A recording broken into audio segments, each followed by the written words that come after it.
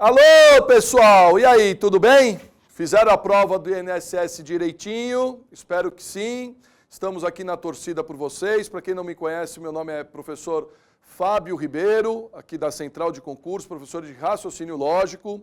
E estamos aqui para corrigirmos a prova do INSS que foi realizada ontem, no dia 15 de maio de 2016.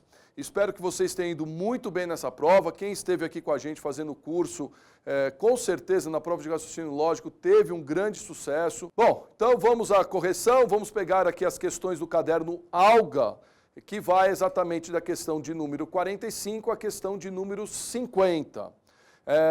Na primeira questão de raciocínio lógico, que é a questão de número 45, ele dá um texto para você previamente e em cima desse texto ele vai elaborar a pergunta referente à parte de porcentagem, é uma questão de porcentagem. Bem simplesinha, tranquila, eu vou mostrar uma resolução que eu fiz para vocês e depois eu dou uma outra dica, ok? Acompanhe aqui a leitura do texto, veja lá. Artigo 21, a alíquota de contribuição dos segurados, contribuinte individual e facultativo será de 20% sobre o respectivo salário de contribuição. Considerando o artigo 21 da Lei número 8.212/1991, acima reproduzido, julgue o item seguinte. Aí ele vai para o item seguinte, 45.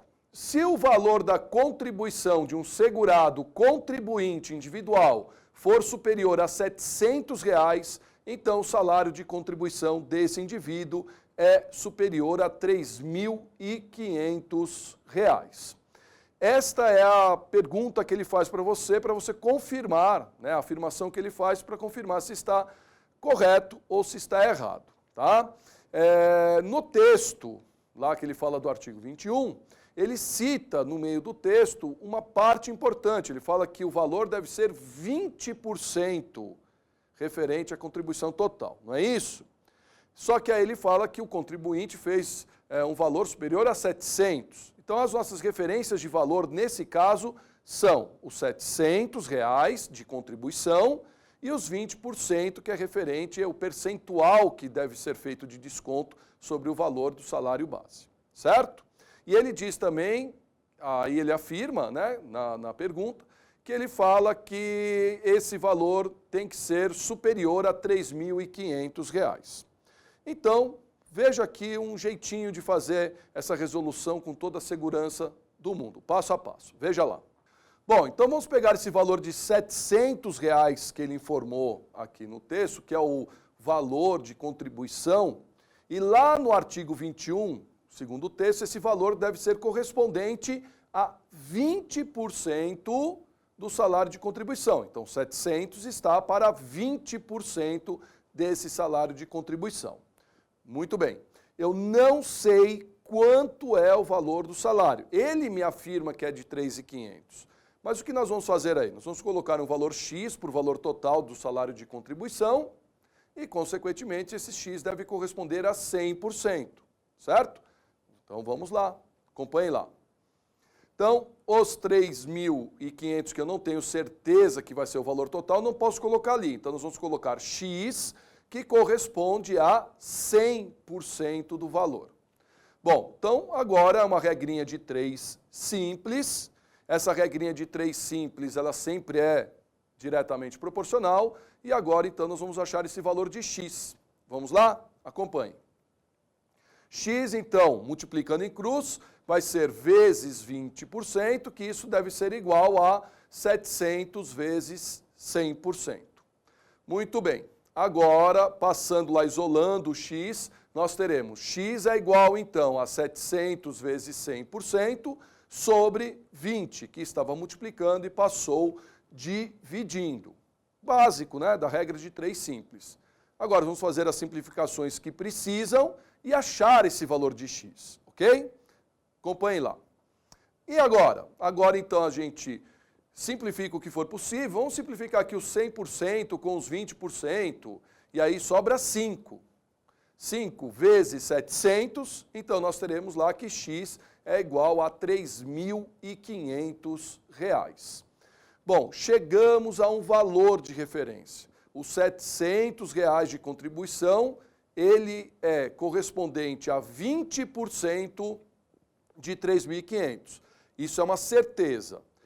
Voltemos lá para a afirmação dele para ver se está certo ou errado agora. Vamos ver lá, acompanhe. Se o valor da contribuição de um segurado contribuinte individual for superior a 700, então o salário de contribuição desse indivíduo é superior a 3.500. Bom, nós trabalhamos com 700, o valor sendo 20% do valor total, né, do salário total de contribuição. Consequentemente, achamos 3.500.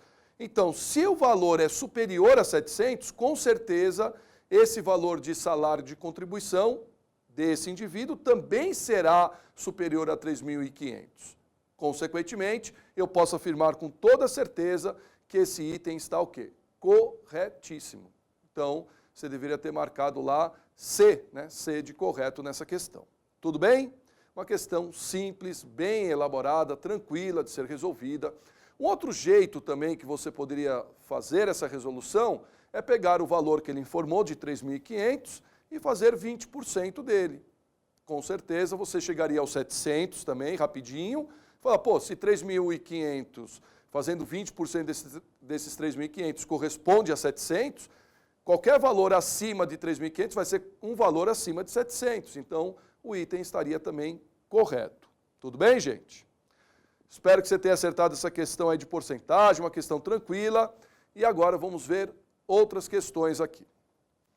As próximas questões, elas estão ligadas às teorias de conjunto. Ele mesmo no item, né, antes dos itens da prova, ele fala para você lá, julgue os itens associados à lógica, ao raciocínio lógico e à teoria de conjuntos.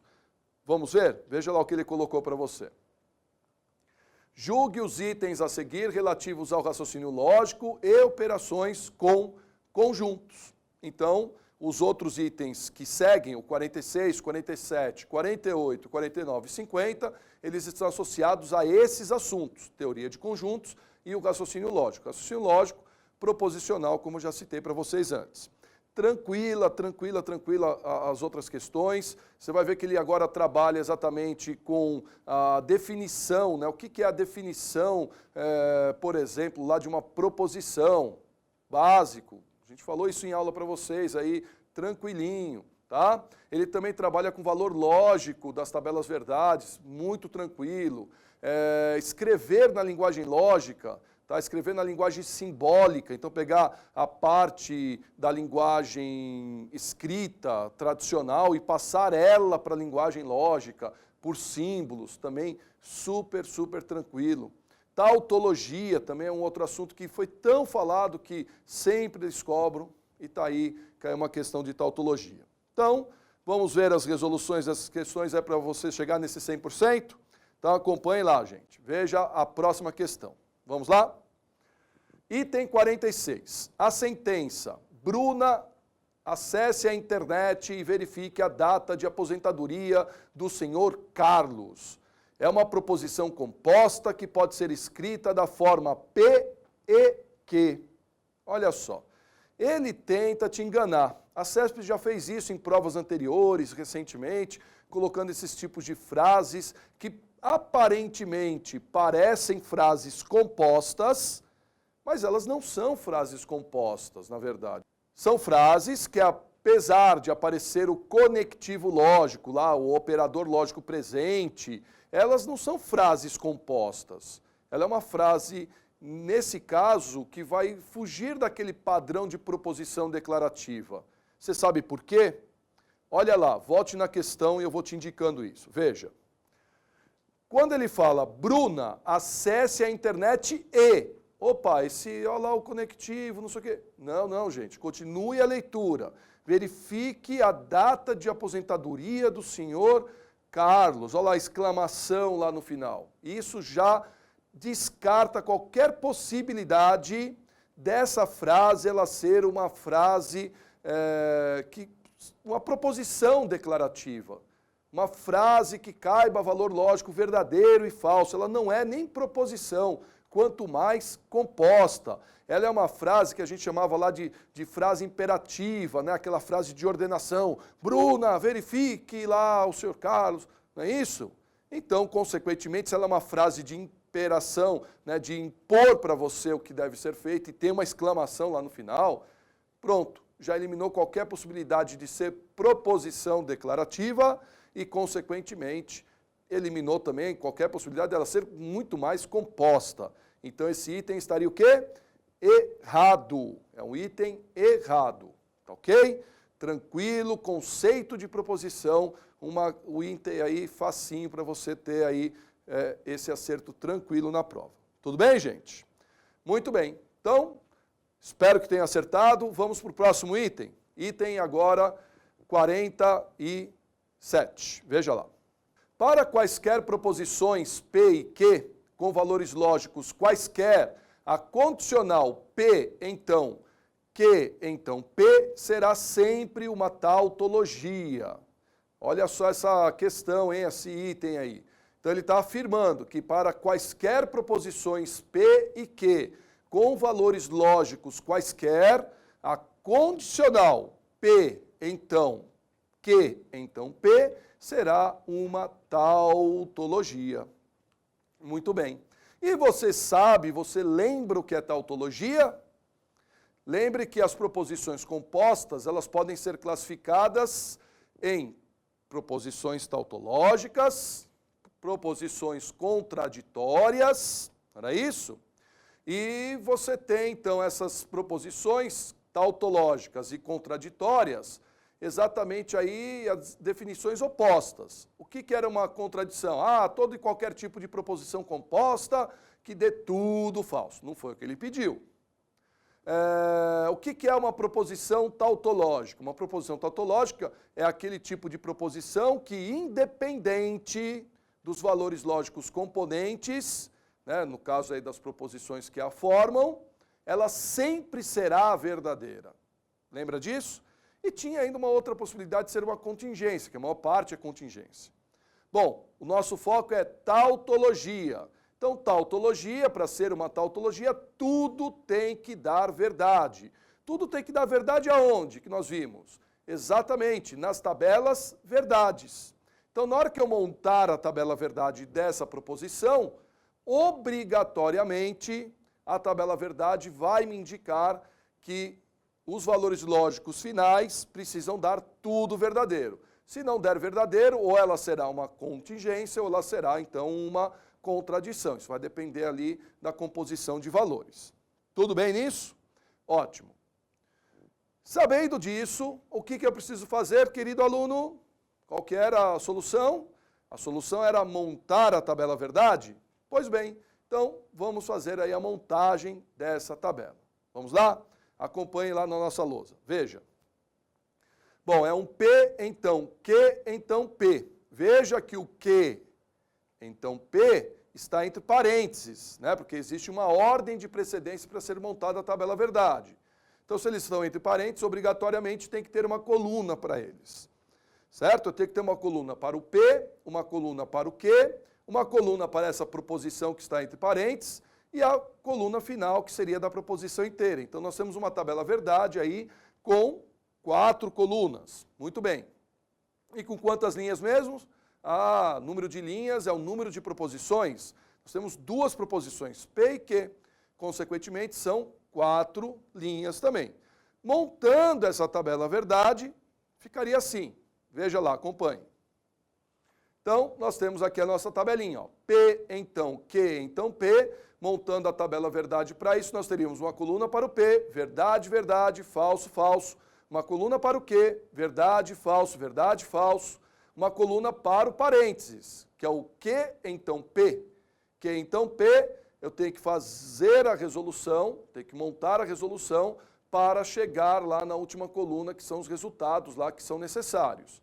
Bom, vamos resolver então primeiro o parênteses, Q, então P. Utilizando nessa ordem, cuidado, né, que a condicional é a única que exige em ordem das proposições. Os valores têm que estar na ordem que estão expressos, para não dar erro, tá ok?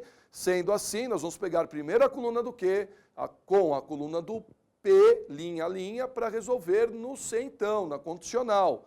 Aí eu tenho que lembrar da tabelinha lá da condicional, né, em que verdadeiro, verdadeiro dá verdadeiro, verdadeiro, falso dá falso, falso, verdadeiro dá verdadeiro e falso, falso dá verdadeiro, certo? É muito importante lembrar, né, exatamente aí a condicional. Verdadeiro, falso, verdadeiro, verdadeiro. Esses são os resultados, beleza? Utilizando isso, vamos lá. Q, então P, como que ficaria? Utilizando Q e P, verdade com verdade, no C então, isso vai dar verdadeiro. Verdadeiro, falso, isso dá verdadeiro. Falso, verdade, no C então, isso vai dar falso. E falso, falso, isso dá verdadeiro. Pronto, resolvemos a proposição Q, então P. Agora, para a última proposição, ele pede lá P, então, esse parênteses, que é o Q, então P. Já achei esses valores. Agora basta juntar lá a coluna do P com essa coluna desses valores que nós achamos. Linha a linha na ordem que ele propõe para você. Legal? Vamos lá, acompanhe. Então, pegando lá o P, agora com o Q, então P, nessa ordem, olha lá a setinha que eu estou indicando, verdade, verdade, no C, então, isso dá verdadeiro.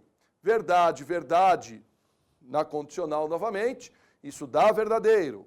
Falso, falso, lá na condicional, isso dá verdadeiro. E falso, verdade, na condicional, dá verdadeiro também. Olha lá, deu tudo verdadeiro. E quando dá tudo verdadeiro numa proposição composta, independente dos valores componentes, isso chama-se tautologia. Então, muito suave aí para você, muito tranquilo. Então, realmente, como ele diz lá na afirmação dele, é uma proposição tautológica. Vamos conferir lá a afirmação? Veja.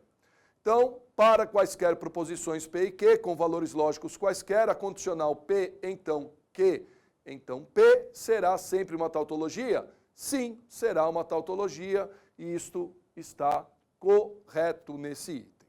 Tranquilo? 100%, hein, gente? Prova, olha, tranquilinha até aqui. Vamos ver o próximo item, o item 48. Confira lá. Item 48. Caso a proposição simples, aposentados são idosos, tenha valor lógico falso, então o valor lógico da proposição, aposentados são idosos, logo eles devem repousar, será falso. Muito bem. Uso novamente de tabela verdade. Tá? Então, praticamente é o mesmo assunto que a gente acabou de ver aí na questão anterior, no item anterior. Eu não vou precisar montar uma tabela verdade, mas tenho que saber usar essa tabela verdade e é exatamente o mesmo tipo de conectivo que foi falado aí para a tautologia, que é a condicional. Tá? Muito bem. O que ele propõe para você no exercício? Vamos ver então? Acompanhe. Ele fala lá que aposentados são idosos tenha valor lógico falso. E aí ele propõe para você uma proposição, né? Aposentados são idosos. Logo eles devem. Esse logo eles devem dá sentido de então, esse logo. Logo, então eles devem. Aposentados são idosos, então eles devem repousar. Tá? A ideia do logo ali é exatamente um então.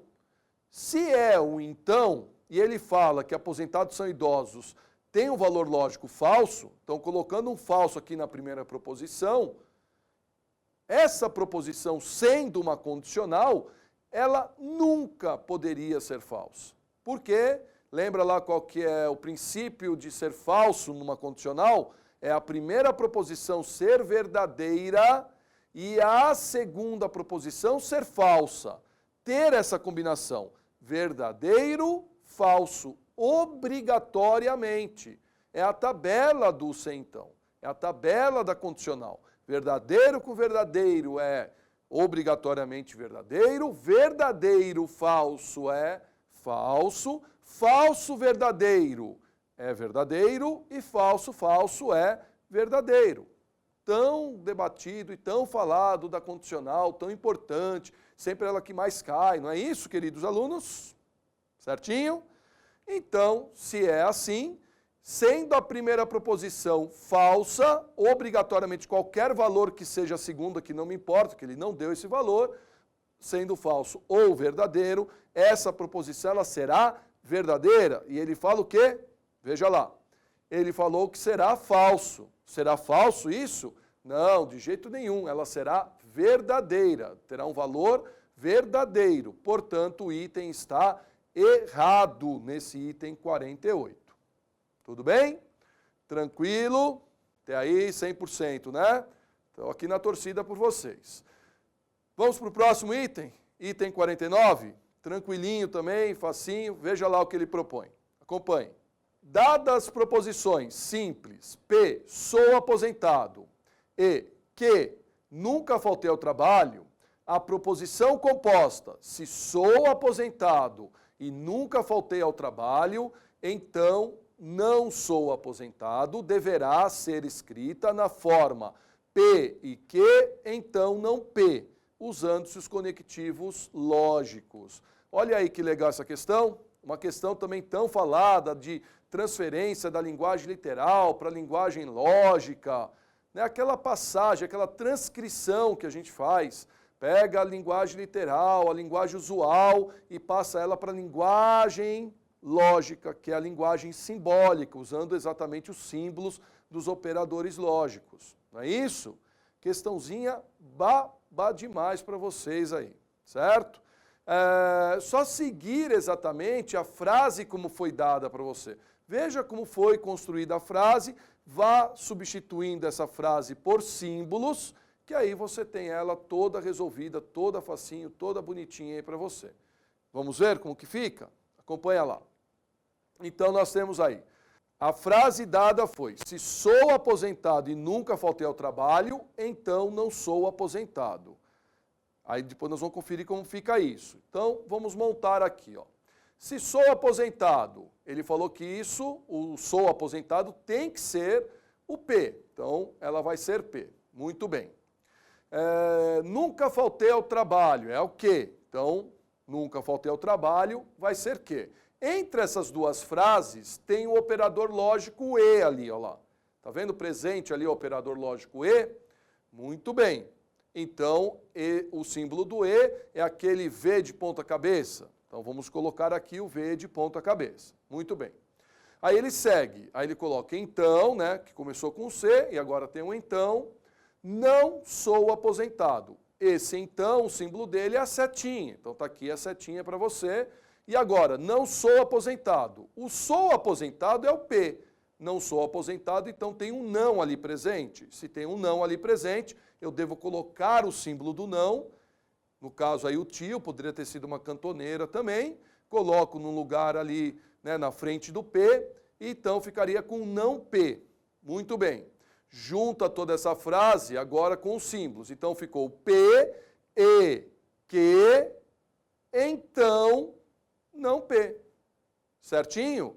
Esta é a resposta que nós temos. Confere com o que ele deu para a gente. Dá uma olhadinha lá, vê se confere agora.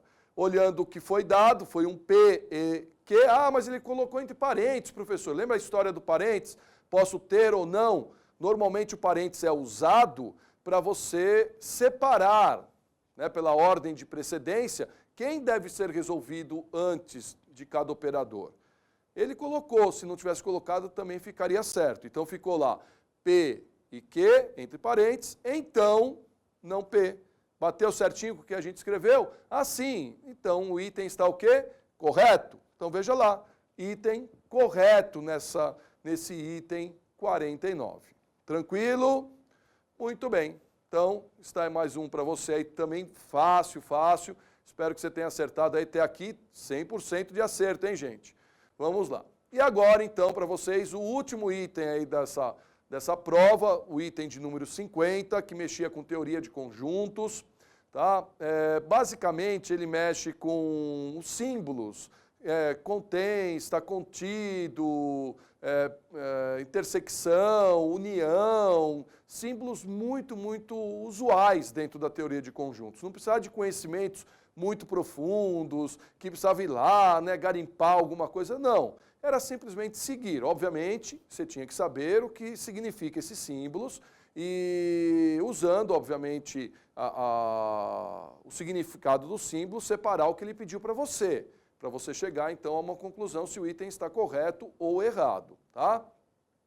Talvez o símbolo que desse mais problema e talvez deixou vocês aí na dúvida, foi aquela barra ao contrário, né? Aquela barra inversa. Aquela barra inversa é pouco usual, a CESP às vezes faz isso, infelizmente, mas ela tem um significado e eu vou mostrar agora para vocês. Vamos lá para a questão e aí eu explico para vocês. Vejam, questão de número 50, né? O item 50. Se A, B e C forem conjuntos tais que A, B, olha lá o primeiro símbolo lá de teoria de conjuntos, está contido, né? Esse símbolo aqui é o está contido em C, então aí vem C barra ao contrário, A, esse barra ao contrário, ele significa diferença, tá? A diferença de C a A, seria a mesma coisa de C menos A, tá? Ele está excluindo os elementos de A, ele faz uma exclusão dos elementos de A, é isso.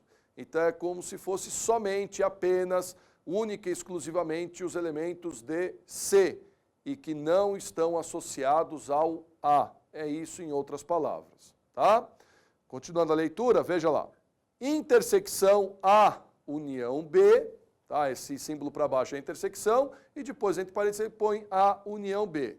É igual a C, intersecção com B.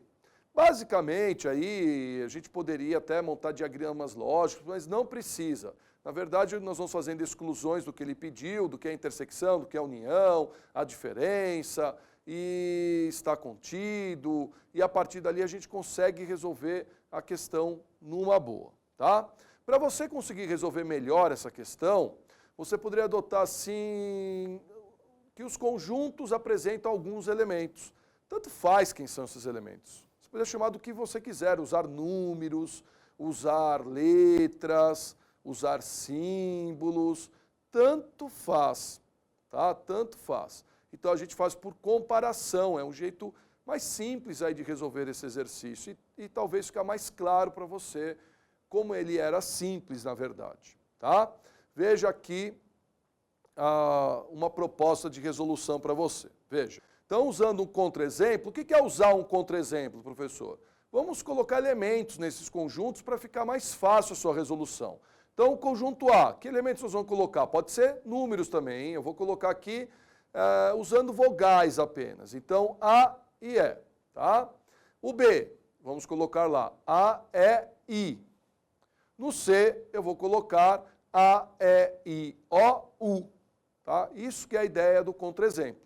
Eu vou colocar elementos, estou sugerindo elementos para ficar mais fácil ali a compreensão da resolução.